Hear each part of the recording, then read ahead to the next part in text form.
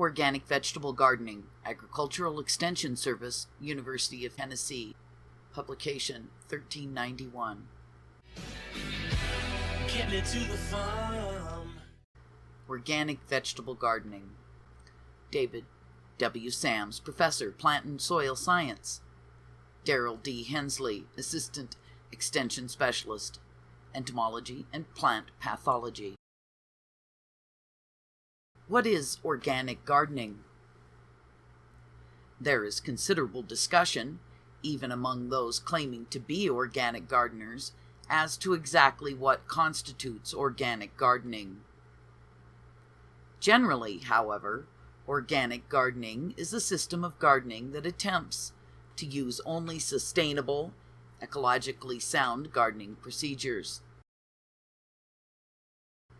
Organic gardening generally differs from traditional gardening in two important ways: use of agricultural chemicals and use of artificial or processed fertilizers.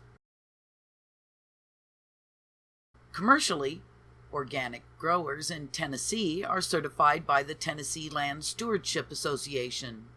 There are currently 3 levels of certification. More information can be obtained from TLSA, Box 328, Bell Buckle, Tennessee 37020.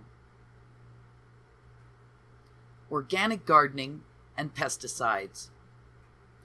Organic gardening rejects the use of all artificial agricultural chemicals, including pesticides used to control insects, diseases, weeds, and nematodes, as well as other agricultural chemicals used to affect physiological processes and conditions, such as flowering, fruit color, and firmness. Organic gardeners differ concerning which, if any, naturally derived pesticides are permissible, and when and how they may be used. Recent trends have been towards using fewer pest control agents in organic gardening, regardless of their origin.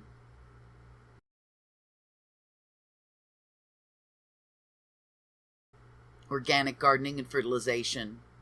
Most organic gardeners consider soils to be living biotic systems and reject artificial chemical fertilizers as too harsh to be applied to living soils.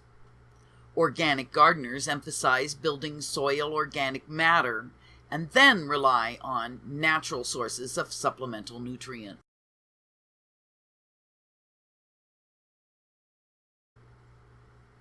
Why garden organically? Quality.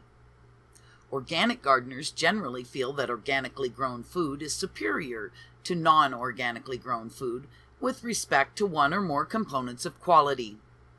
Some would argue that organic food has higher nutritional quality or better taste. However, there is no evidence to support this. Since plants take up nutrients dissolved in water as ions, and ions from all fertilizer sources are identical, there's no reason to suspect taste or nutritional differences directly because of nutrient source. Organic fertilization can, however, affect soil organic matter content, structure, moisture retention, and nutrient release. Some of these may affect plant vigor, cell size, or content, thereby indirectly affecting nutritional quality or taste. Very possibly, any effect on nutritional quality or taste is the result of organically grown vegetables being locally grown and thus fresher. Both nutrient content and taste are generally at maximum at harvest and decline thereafter. Many people garden organically partially because of concern over pesticide residues on soil or in soil or groundwater. However, careful use of pesticides, according to their label instructions, need not leave residues in soil or groundwater. Furthermore, residues found in food are generally believed to be higher than they really are. One should remember that residue tolerances for food are generally set at only 1/100th the amount thought to be harmful. A discussion of the effect of organic gardening on food quality should not end without mention of insect and disease damage. Organic gardeners are generally willing to tolerate some damage that traditional agriculture perceives as reduced quality.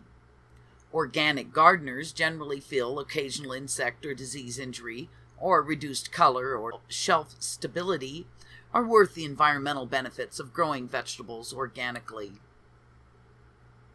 Effect on soils.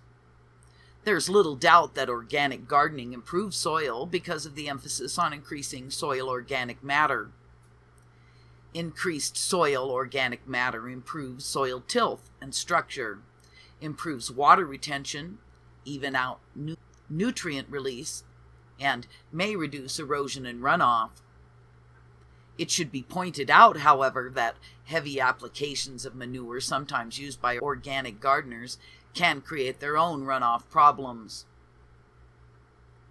Psychological effect.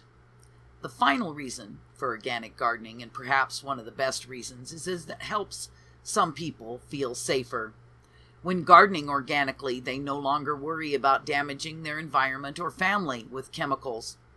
There seems to be little harm in this, as long as gardeners realize that even organic products must be used as they are designed and labeled to be used, and can be harmful if misused.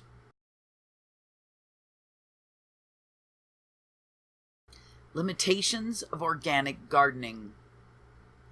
Lack of organic alternatives. Some pest problems are easily controlled by organic alternatives.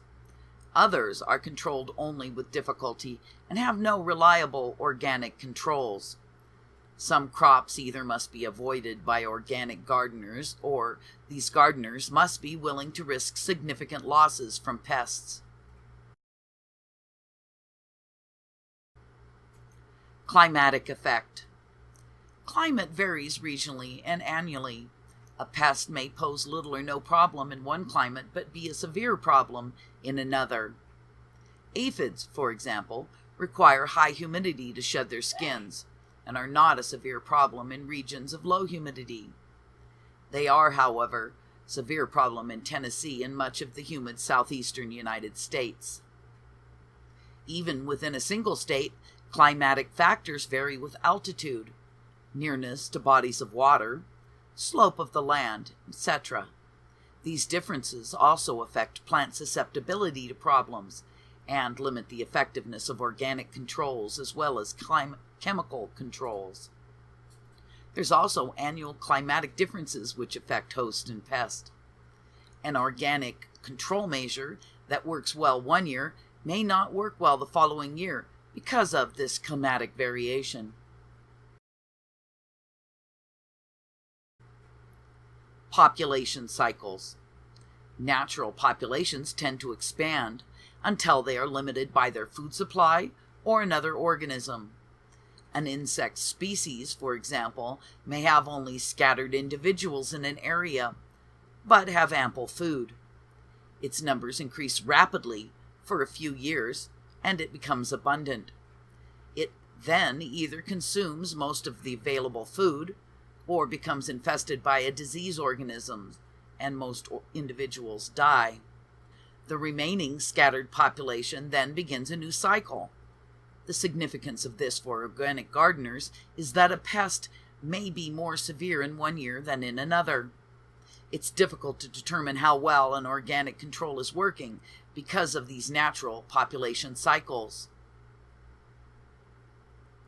Inability to tolerate damage.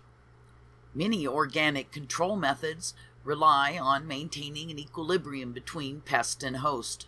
This means the organic gardener frequently must be willing to tolerate some damage. How much damage will be tolerated depends on the individual and also on whether or not any produce is to be sold.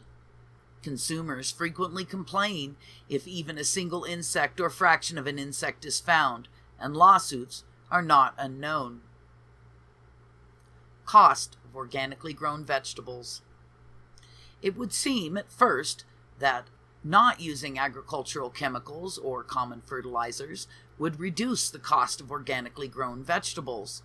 This is seldom the case, though. Many organic vegetables are often more expensive than traditionally grown vegetables for several reasons. First, organic source of nutrients and organic pest control measures are often more expensive than traditional sources. Second, marketable yields are frequently less with organic production. Lastly, organic produce may not store or ship as well as traditional produce. Sources of nutrients in organic matter. Organic production frequently relies at least partially on manure, organic material, and nutrients brought in from outside the growing area. These resources are limited and may restrict the expansion of organically grown vegetables. Increased use of cover crops, green manure crops, crop rotation, etc., can minimize the effect of the limitations of natural resources. Despite the limitations of organic gardening, there are many proven techniques that will reduce the need for artificial pesticides and improve soils without artificial fertilizers. We'll examine some of these next time.